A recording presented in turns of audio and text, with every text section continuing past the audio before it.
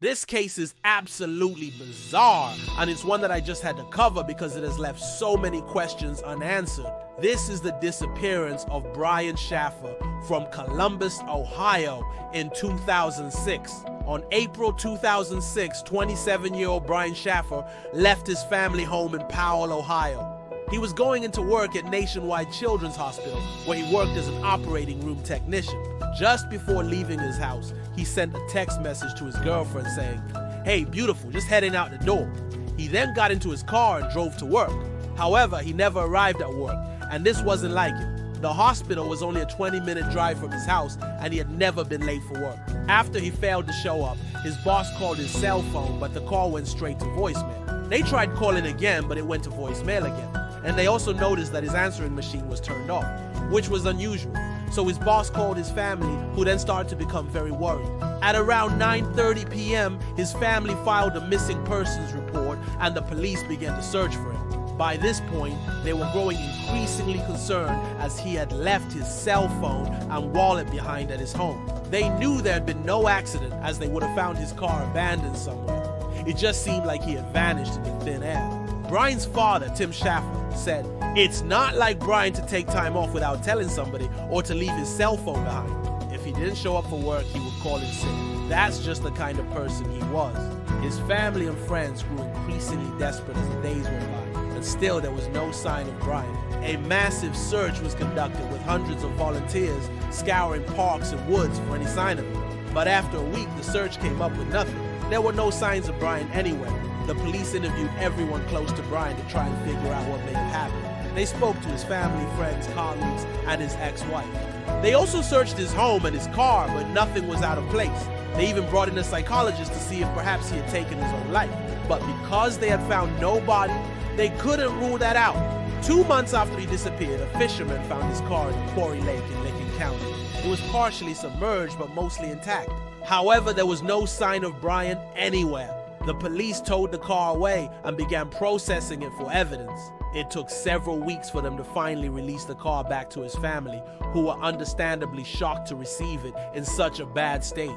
The interior was completely trashed with all the seats ripped out.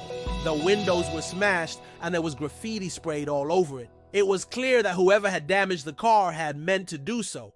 Whoever was responsible wanted to get rid of any evidence that Brian had ever owned the vehicle. As time went on, the police grew more and more baffled by the case. They had no suspects and very few leads. It was almost as if Brian had literally evaporated.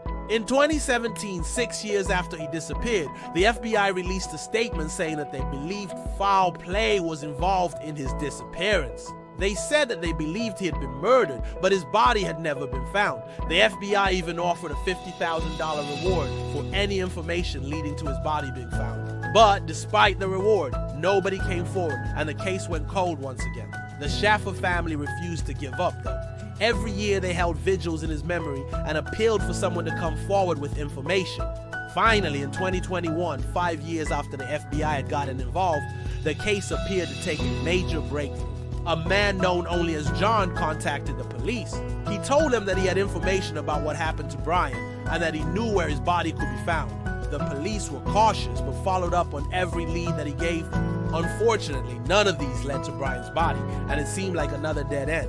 But just when they were about to give up, John contacted them again. He said that he had made a mistake and actually did know where Brian's body could be found. This time, the police followed up on his tip-off and discovered human remains. These remains were sent away for testing to confirm if they were Brian's. But much to everyone's disappointment, they came back as an unknown person.